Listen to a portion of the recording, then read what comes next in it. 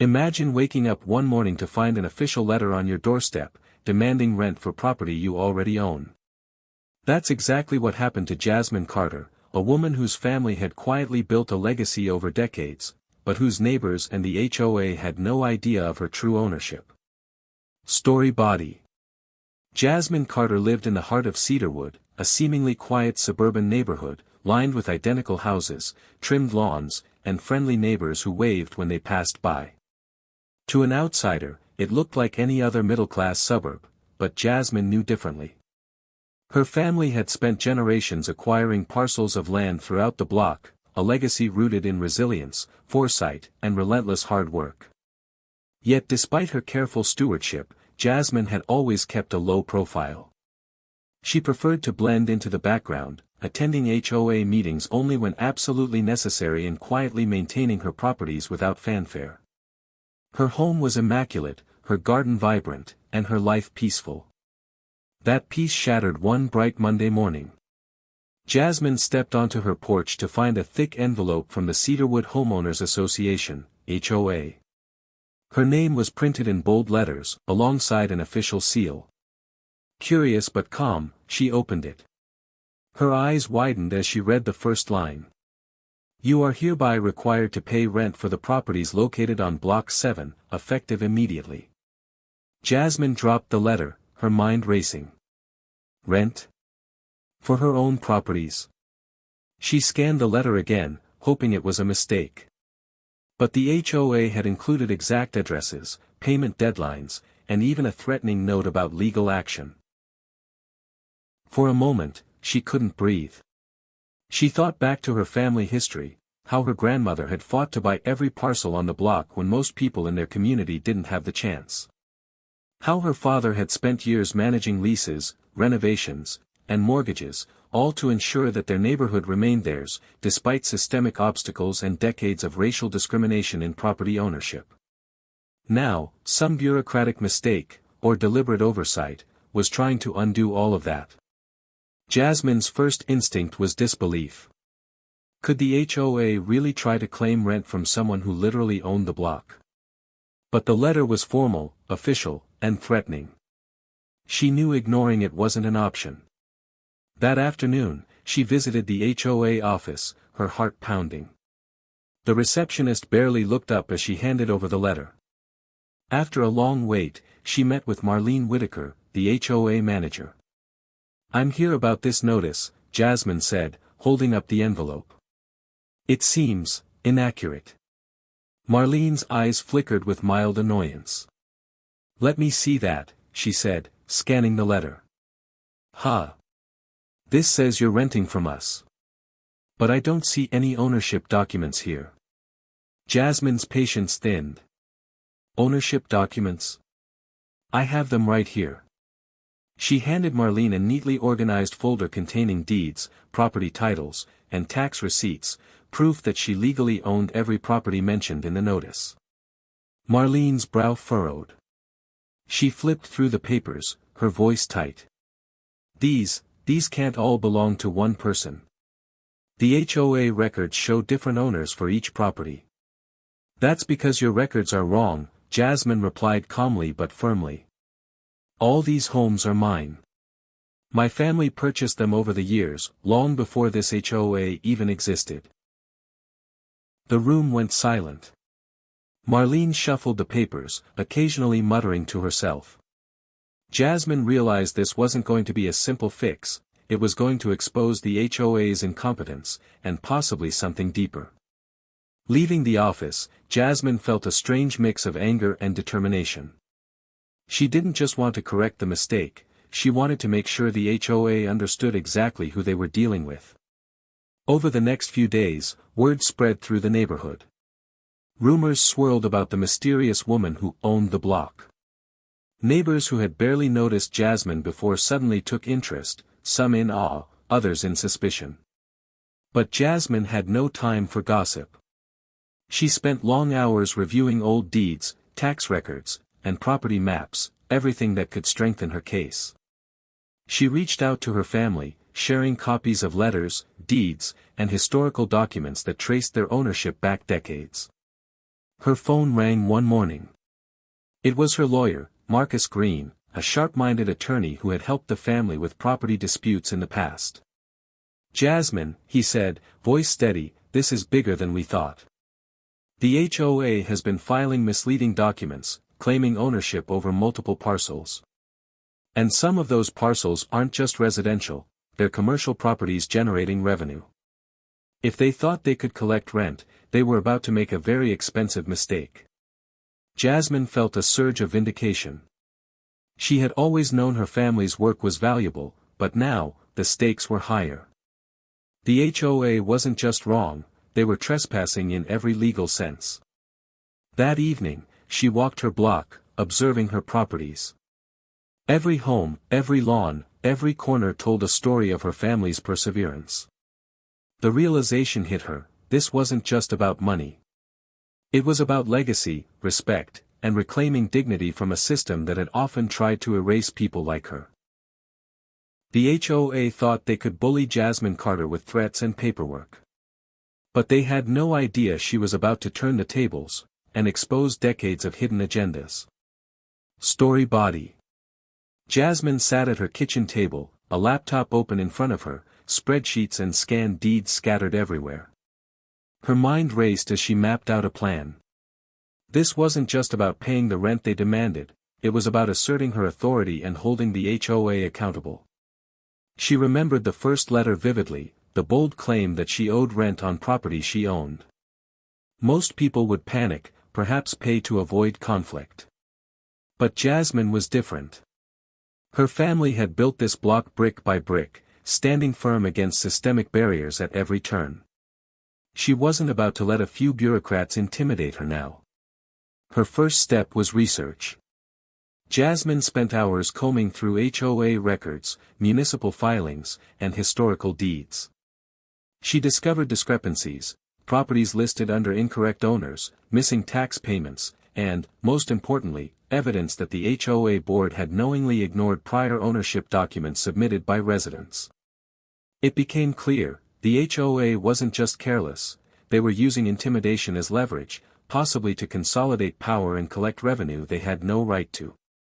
Armed with this knowledge, Jasmine contacted Marcus Green, her lawyer. Together, they crafted a strategic response. They wouldn't just fight in court, they would reveal the truth publicly, making sure the HOA couldn't continue operating under a veil of authority. Marcus leaned back in his chair, studying Jasmine. "You know, most people would settle quietly. But you're going to make a statement. I like it." Jasmine smiled faintly. "They need to understand who owns this block. And more importantly, who we are." Their plan was multi-layered. Legal pressure, file an immediate injunction preventing the HOA from attempting any liens or rent collections while the dispute was ongoing. Documentation, gather every proof of ownership, including historical deeds, tax records, and even photographic evidence of renovations done by her family over decades. Community awareness, inform neighbors subtly, not to incite panic but to ensure they knew the HOA's claims were false.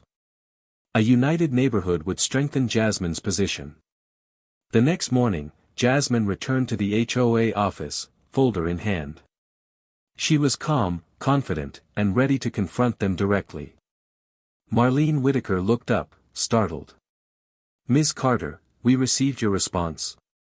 "Yes," Jasmine said firmly. "And I'd like to schedule a board meeting. I'll be presenting evidence of ownership for every property on Block 7. I suggest you inform your board members, they may learn something new." The tension in the room was palpable. Marlene muttered something under her breath and quickly made a call. Jasmine noticed the flustered expression on her face. It was the first crack in their armor. Word of the upcoming meeting spread quietly but deliberately. Neighbors, previously unaware of Jasmine's extensive ownership, began talking. Some were shocked, others impressed, but all were curious. Rumors swirled, the woman who owns the block. How is that even possible? On the day of the meeting, Jasmine entered the HOA conference room with Marcus by her side. Board members shifted in their seats, papers shuffling nervously. Jasmine placed her folder on the table and opened it. "Ladies and gentlemen," she began, voice steady, "I'm here to clarify a misunderstanding. All properties on Block 7, every single one, are owned by my family. I have the deeds, tax records, and historical documents to prove it. Any claims of rent or collection against me are invalid, legally and ethically." Murmurs filled the room. One board member, who had previously acted arrogantly, attempted to interrupt. Jasmine held up a hand. "Let me finish," she said. "I have spent the past week meticulously reviewing your records. There are multiple inaccuracies, missing documentation, and what appears to be intentional misrepresentation of ownership. You are responsible for correcting these errors immediately, or legal action will follow." The room fell silent. The board members glanced at one another, realizing that Jasmine was not only correct, she was prepared, organized, and unafraid. After presenting her evidence, Marcus spoke. "We will be filing an injunction to prevent any further harassment or rent demands. And let me make this clear, any attempt to challenge Ms. Carter's ownership in court without cause will result in significant penalties against the HOA." The power shift was undeniable. For the first time, the board members were on the defensive. They had underestimated Jasmine, assuming that intimidation and bureaucracy would work in their favor. Instead, they faced a determined, intelligent woman with proof, legal support, and community awareness. By the end of the meeting, the HOA agreed to halt any further rent collection temporarily. Jasmine left the room feeling a surge of triumph, but also a deeper realization, this was just the beginning. Over the following weeks, she continued her campaign. Jasmine met with neighbors individually, showing them documentation and explaining the situation. Some were skeptical, some supportive, but most were inspired. People began to respect her not just as a property owner, but as a guardian of their shared community. Meanwhile, the HOA scrambled behind the scenes, consulting lawyers and trying to patch the cracks Jasmine had exposed. Their arrogance had been challenged, and they didn't know how to respond. Every misstep they made strengthened Jasmine's position further. One evening, as Jasmine walked through her properties, she reflected on how far she had come. What started as a simple demand for rent had evolved into a test of integrity, perseverance, and power. She realized that her family's legacy wasn't just about property, it was about standing firm against injustice, reclaiming authority, and showing that no amount of intimidation could erase decades of hard work. In the quiet of her garden, Jasmine smiled. The battle was far from over, but for the first time, she felt the full weight of her strength, and the certainty that she would not back down. The afternoon sun spilled golden light across Cedarwood, but inside the HOA office, the atmosphere was far from warm. Jasmine Carter knew the peace of her block had been shaken, yet she had no idea just how deep the shadows ran. She arrived at the office, folder tucked under her arm, ready for the next confrontation. The receptionist gave her a polite nod, but Jasmine could sense the tension. Word of her organized response had spread quickly. Even casual neighbors were now whispering about the mysterious woman who owned the block. Marlene Whitaker appeared, her smile tight, her eyes flicking toward the conference room. "Ms. Carter," she said, voice strained, "the board will see you now." Jasmine stepped inside. Around the polished oak table sat the full HOA board, faces a mix of surprise, irritation, and something harder, fear.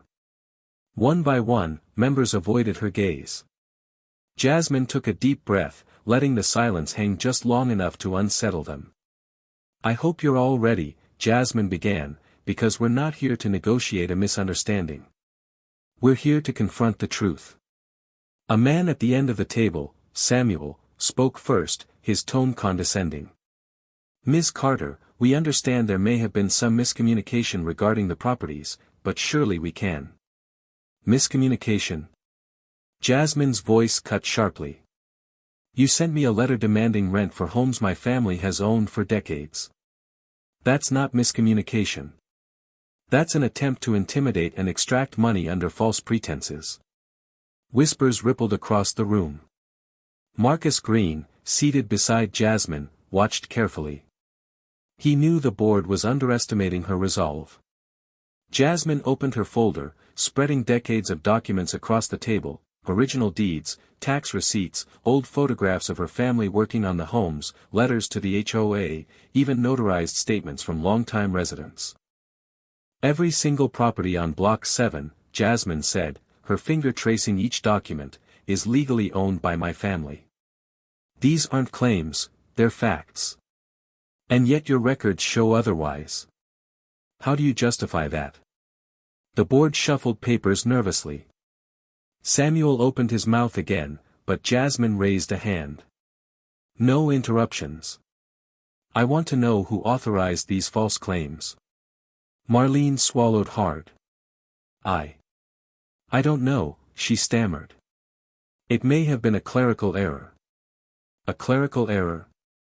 Jasmine echoed, her voice calm but icy. A clerical error that could have put me at risk of losing my property? A clerical error that benefits the board financially? You must understand how impossible that is to believe. A long pause followed. Jasmine let the weight of the moment settle. Her gaze swept across the room, noting each unease, each hesitation. For the first time, she felt the full impact of her presence. The board, despite their authority, was now on the defensive. I have already informed my neighbors, Jasmine continued, so any attempt to manipulate or misrepresent ownership records will not go unnoticed. I will take legal action immediately, and the consequences will extend to every board member who allowed this to happen. Samuel's composure cracked. Ms. Carter, surely there is room for dialogue. No, Jasmine said firmly. There is no room for deception. Only transparency. Only truth. Your actions have endangered my family's legacy. And now, you will correct it. As she spoke, Marcus leaned over and whispered, she's cornered them completely. Now we wait. Jasmine's eyes flicked to the folder once more. She had prepared every possible scenario, HOA intimidation, legal loopholes, community pushback, but there was something else lurking beneath the surface. She could feel it.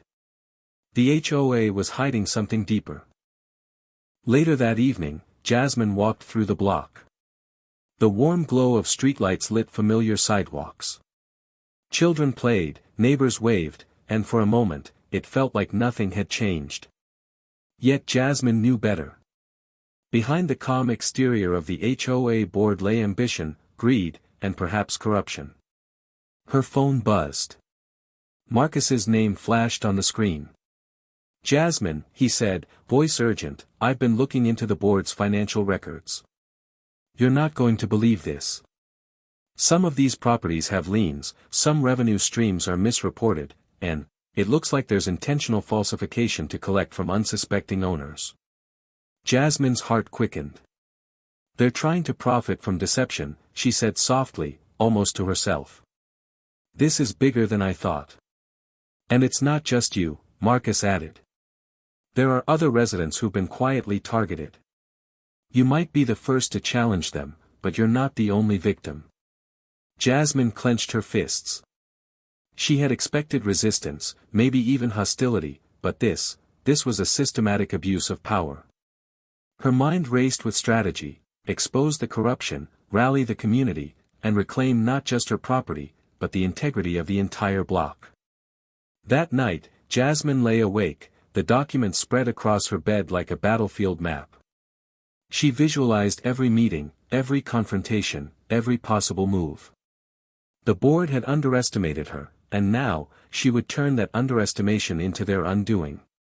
Tomorrow, she would start by contacting residents quietly, collecting testimonies, and building an undeniable case.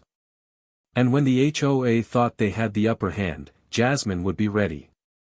Because some legacies, she realized, weren't just inherited, they were fought for, defended, and immortalized. The morning sun cast long shadows across Cedarwood, and Jasmine Carter felt the weight of purpose settle over her like armor. She had spent weeks gathering documents, analyzing records, and confronting the HOA. Now, it was time to turn strategy into action. Jasmine stepped onto her front porch and dialed the first number on her carefully curated list, Mrs. Ellen Rivera, a longtime neighbor who owned the corner house. "Mrs. Rivera, it's Jasmine," she said, her voice calm yet firm. "I need to speak with you about the HOA." There was a pause on the line, then a hesitant, "Oh, yes, Jasmine. Come in." Inside Mrs. Rivera's cozy living room, the air was thick with the scent of baked bread and decades of memories. Jasmine spread out the documents, deeds, tax records, letters, photographs, all proof of not just her ownership, but the HOA's mismanagement. "I've noticed discrepancies," Jasmine said softly, "but it's bigger than just me. The board has been manipulating records, and some residents have been unknowingly affected." Mrs. Rivera's eyes widened. "You mean, all these years?" she whispered. "We thought they were just rules, fines, guidelines. But they've been lying." "Yes," Jasmine replied, "and it's time to take action. I'm asking for your testimony. Not for me, but for the truth, and for everyone in this neighborhood." Word spread quickly. One by one, residents began to open their doors. Some were skeptical at first, others angry, and a few simply relieved to finally have someone challenging the HOA's authority. Jasmine organized small meetings, meticulously presenting evidence, answering questions, and reassuring neighbors who had feared retaliation. By the end of the week, a coalition had formed, a united bloc ready to face the HOA. Their resolve surprised even Jasmine. People who had once quietly maintained their properties were now ready to stand together. But Jasmine knew this was only half the battle. During one late-night session, "Jasmine, you need to see this," Marcus said, his voice tight. "I dug deeper into the board's finances. There are offshore accounts, shell companies, and misallocated HOA funds. Someone has been siphoning money from residents for years. This isn't just mismanagement, it's fraud." Jasmine's mind raced. This revelation changed everything. The HOA wasn't just incompetent, they were criminally negligent, and possibly corrupt. The stakes had grown exponentially. The next board meeting was tense.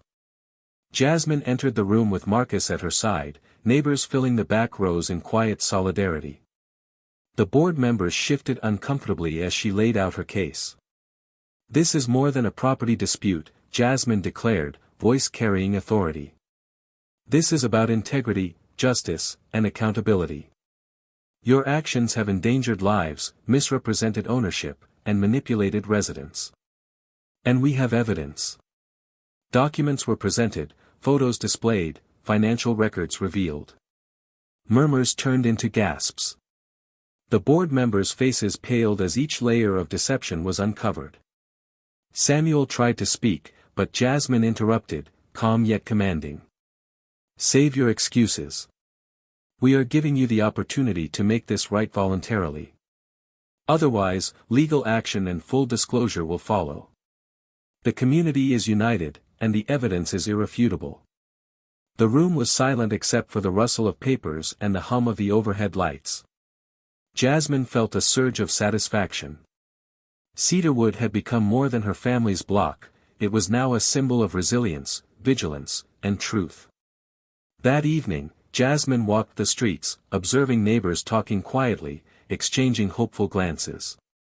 The energy of the block had shifted, the residents were no longer passive observers, they were stakeholders in a shared mission of justice.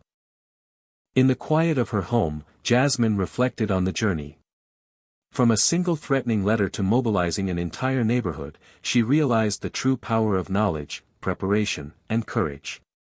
But even as she celebrated small victories, she knew one final confrontation remained, the board would not surrender easily, and their next moves could be desperate. As the sun set, Jasmine looked over Block 7, her heart steady. Tomorrow, the final showdown would come. And she was ready. The Cedarwood HOA board convened one last time, tension thick enough to cut with a knife. Every seat in the meeting room was occupied, board members on edge, neighbors watching silently, and Jasmine Carter at the head of the table, calm, collected, and prepared. The air smelled of polished wood and anxiety. Samuel, the board president, cleared his throat nervously. "Ms. Carter, we've reviewed your evidence." "Reviewed?" Jasmine's voice was sharp. "You've been caught falsifying records, collecting rent illegally, and mismanaging funds. Reviewed doesn't cover the depth of deception here." Murmurs erupted from the back. Neighbors exchanged looks of disbelief and vindication. Jasmine allowed herself a small smile. This was the moment she had been building toward, the moment her family's legacy, ignored for so long, would finally be acknowledged. Marcus Green stepped forward, placing additional financial documents and notarized resident statements on the table. "Ladies and gentlemen," he said, voice firm, "we have enough evidence to pursue legal action for fraud, misrepresentation, and harassment. But Ms. Carter has given you the opportunity to correct the situation voluntarily. Your choice will determine the outcome." For a heartbeat, the room was still. Then Samuel's face drained of color. We had no idea," he stammered. "No idea?" Jasmine repeated, voice steady. "Either you were willfully blind, or you assumed you could intimidate and manipulate residents without consequence. Both are unacceptable." The rest of the board members avoided eye contact. Marlene Whitaker's hand trembled as she passed a folder to Samuel. The documents clearly showed decades of falsified records and financial misconduct. Jasmine turned to the room, her voice softening slightly. "This isn't just about me. It's about every resident here who trusted the HOA to act in their best interest. It's about restoring faith in this community and protecting the legacy my family, and all of you, have built." The neighbors in the back rows nodded, some wiping tears, others whispering words of support. Cedarwood had changed. The block was no longer a collection of houses, it was a community united by truth and justice. Finally, Samuel sighed, defeated. We will comply with all documentation corrections, cease any rent demands, and submit revised financial records. We apologize for the oversight." Jasmine nodded, feeling the weight lift slightly from her shoulders. "Ensure transparency moving forward," she said. "This block deserves nothing less." After the meeting, Jasmine walked outside into the warm afternoon light. Neighbors approached her one by one, shaking her hand, hugging her, or simply standing quietly in admiration.